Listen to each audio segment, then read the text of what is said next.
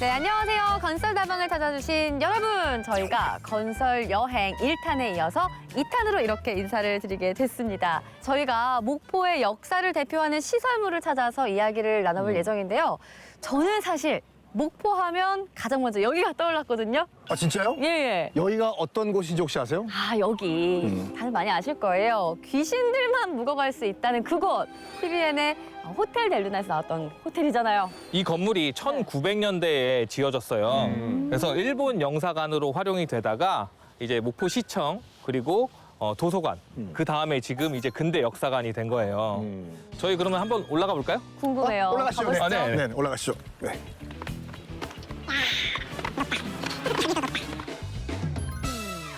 자, 1900년대에 만들어졌으면 목포가 개항하고 세워진 거네요? 그렇죠. 1897년에 네. 개항을 했으니까 그 이후에 세워진 건데 이제 영사관이잖아요. 네. 영사관은 뭐 지금도 마찬가지지만 외국에 체류하고 있는 자국민을 보호하기 위해서 만들어진 게 영사관이거든요. 근데 일본 영사관이라고 하기에는 외경이 굉장히 서양식이에요. 아, 그렇네요. 얘기 안 하고 오면 여기 지금 유럽인 줄 알겠어요. 맞아요. 요게 이러한 형태가 당시에 유행했던 이제 스타일이라고 보시면 될 것 같아요. 요 건물도 이제 르네상스 형식의 2층형 조적식 건물이거든요. 인면이랑 평면이랑 보시면은 다 대칭되어 있죠. 그리고 붉은 벽돌 사용했죠. 네. 대리석도 안에 가보면 또 이제 있거든요. 네. 이런 것들인데 좀 특징을 살펴보면 1층하고 2층 사이에 저기 허리 돌림 띠 있죠. 아, 저거요? 네. 어. 저게 1층하고 2층을 확실히 구분을 줘놨다는 점이에요. 네, 그런 것들이 좀 특징이 있고 1층은 결혼아치예요. 반원아치에서 모자라죠. 그렇죠. 그렇네요. 네. 네. 아치가. 2층은 이제 반원아치예요. 반원이네요. 네, 요게 또 1, 2층이 또 다르게 인면을 설정을 해놨더라고요. 그리고 또 표현을 보면은 창문 위에 그 아치들이 흰 벽돌, 붉은 벽돌, 흰 벽돌, 붉은 벽돌 뭐 이렇게 해서 그렇네요. 네. 좀 장식의 효과를 좀 주었어요. 음. 그리고 또 이제 저 위쪽 보시면 네. 저 박공 그리스 박공 형식이거든요. 아, 저 위에 저거? 네, 네. 아. 그걸 주어서 이제 파사드를 시각적으로 뒤에서 저희가 저 멀리서 보면 네. 딱 보이게끔 맞아요. 그렇게 해놓은 형식이거든요. 네. 전체적으로 봤을 때는 이게 르네상스 형식의 절충주의가 가미된 완벽한 건물이라고 좀 볼 수가 있어요. 네. 이야, 박사님께서 잘 설명을 해주셨는데 네. 아까부터 제 눈에 들어오는 거, 저 모양, 저 익숙한 저거. 저 모양, 저거 우길기 아니에요? 맞아요. 두 가지를 보통 해석을 해요. 네네. 우길기를 형상을 한 것이다라는 것도 있고 국화를 형상했다라는 설도 있어요. 아, 국화를 근데 저기다 왜 넣었을까요? 국화가 바로 일본 왕실의 상징이거든요. 그래서 그 국화 모양을 본따 가지고 만들었다는 설도 있어요. 그렇게 말씀하시니까 확실히 이해가 되네요. 네. 자, 그런데 이 건물에 숨겨진 비밀이 여기만 있는 것이 아닙니다. 네. 숨겨진 비밀의 공간이 있어요. 비밀의 공간. 네. 바로 네. 방공호가 있어요. 방공호. 방공호? 방공호. 대피하는 그 방공호요? 네. 그 방공호. 바로 이 영상원에 있다는 거 안 믿어지시죠? 안 믿어져요. 태평양 전쟁 당시에 이제 일본인들이 여기 많이 살았겠죠. 이 목포도 당시 이제 미국과 같은 연합군 전투기들의 이제 목표물이 됐어요. 그래가지고 이 일본인들이 이제 피난을 할 경우에 네. 피난을 할 수 있도록 영사관 뒤쪽에 방공호를 파놨습니다. 근데 이 방공호 네. 누가 만들었을까요? 아, 얘기하고 싶지 않지만 왠지 우리나라 사람들 그렇죠. 쳐서 만들었을 것 같아요. 이 우리나라 사람들을 다 강제 동원해가지고 방공호를 만들었는데 뒤에 다 화강암이에요. 화강암은 웬만하면 안 너무 깨지거든요. 힘들었겠다. 앞에 영상원이 있다 보니까 다이너마이트도 못 써. 어. 그래서 조선인들을 동원해가지고 다 일일이 정으로 땅땅땅 손으로 다 팠다고 합니다. 아, 이 깊은 그곳을 다 일일이 손으로 판 네. 그런 곳이군요. 자, 사장님 여기서 한번 쭉 네. 아래를 한번 봐보세요. 뭐가 보이시나요? 아, 이 목포의 도시가 한눈에 들어오는데요. 그렇죠. 한눈에 네. 쫙 들어오고 목포 네네. 한까지 보이죠? 네네. 어떤 기분이 드세요? 왠지 제가 이곳을 다 가지고 있는 느낌, 지도자가 된 그런 느낌이 들어요. 그렇죠. 이게 정확한 일본의 의도였어요. 조선인들이여, 너희들은 우리 일본의 지배하에 있다. 우리가 위에 있고 너희가 아래에 있다라는 걸 보여주기 위해서 일부러 가장 높은 곳, 이곳에 영사관을 짓고 내려다 봤다고 하죠. 안타까운 일입니다.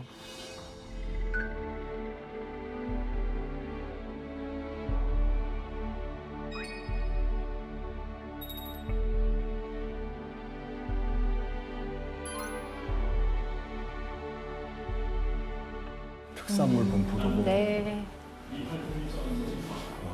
수탈의 기록들. 그리고 또 한쪽에서는 이 관련된 오디오가 음. 나오고 있는데 교육도 잘 되고 있는 모습입니다. 네네.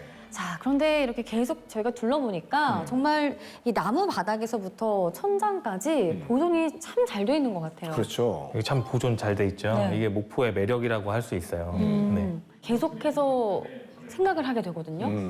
왜 이렇게까지 맞아요. 일본은 목포를 지배하려고 했을까? 사실 다른 도시들도 이제 일본의 잔재가 남아 있는데 그 중에서도 이 목포에 좀 뿌리 깊은 일본 잔재가 많이 남아 있는 것 같아요. 이 제국주의가 식민지를 개척을 할 때 여러 가지 목적이 있지만 가장 큰 목적이 경제적 수탈이에요. 일본 같은 경우에는 네. 이 어촌들을 바닷가를 많이 노렸어요. 그러니까 해산물을 수탈하기 위해 가지고 목포가 또 바닷가지 않습니까? 항구고. 네.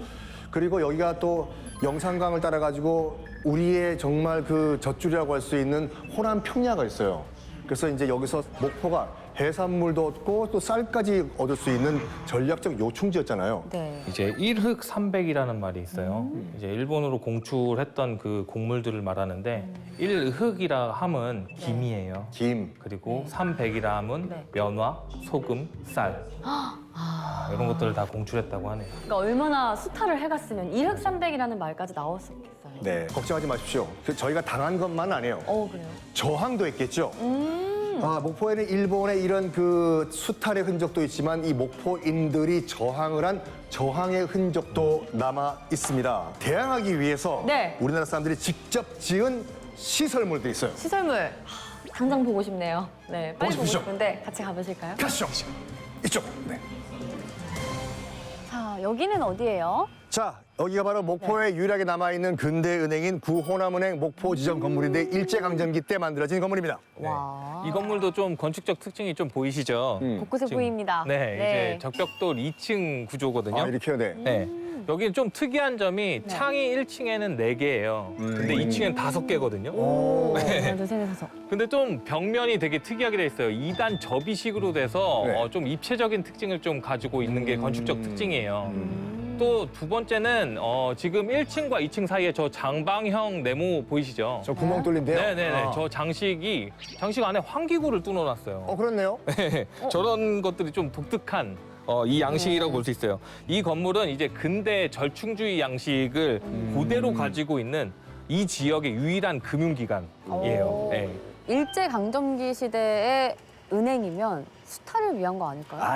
아닙니다. 자, 여기가 굉장히 의미 있는 은행이에요. 그냥 은행이 아니라 바로 일제의 수탈에 저항하기 위해서 우리가 만든 은행입니다.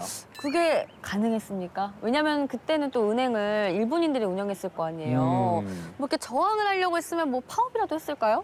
어떻게 했을까요? 이 은행은 좀 네. 세워진 것부터가 좀 달라요. 오. 대한민국이 세우고 운영을 했습니다. 네.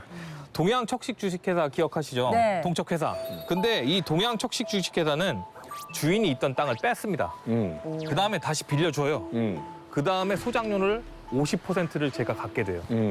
근데 이거라도 안 하면 그 당시 때에는 먹고 살 수가 없는 거예요, 우리 국민들이. 그래서 이제 소장료를 내면서 이렇게 생활을 했던 거죠.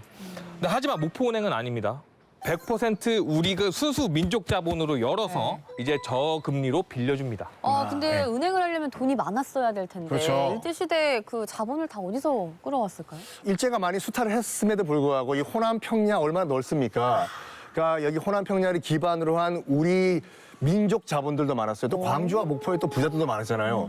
여기 호남의 지주들과 호남의 이 부자들이 우리가 동척이 질 수가 없다 해가지고 그 동척이 그렇게 의리의리하냐? 그럼 우리도 비슷한 거 만들자 해서 만든 참 다양한 방면으로 저항을 많이 하신 것 같아요. 자, 그리고 저건 보십시오. 주식회사 조흥은행 목포지점이라고 나와 있는데 예. 문제는 목포 할 때 저 포자를 보면 원래 위쪽, 오른쪽 위에 점이 하나 딱 찍혀 있어야 돼요. 그럼 빠진 거예요? 지금 점이 없죠. 네. 저거야말로 진짜 활용정점이었습니다. 이 은행을 설립한 우리 민족 자본가들이 뭐라고 했냐면 독립이 된 후에 저 점을 찍자 했는데 독립 전인 1942년에 이제 일본계 동일은행과 합병이 돼버려요. 그래서 저 점이 완성이 안 됩니다. 그리고 이제 여러 은행으로 바뀌고 저걸 어떻게 할 수가 없으니까 결국에는 점이 영원한 미완성으로 남아있는 거죠. 그렇군요. 아주 흥미진진합니다. 이 이야기를 들어보니까 내부가 더 궁금해지거든요. 그렇죠. 네, 지금 은행으로 어떻게 보존이 되어 있는지 한번 들어가 볼까요? 들어갈까요? 네. 네, 가시죠. 네.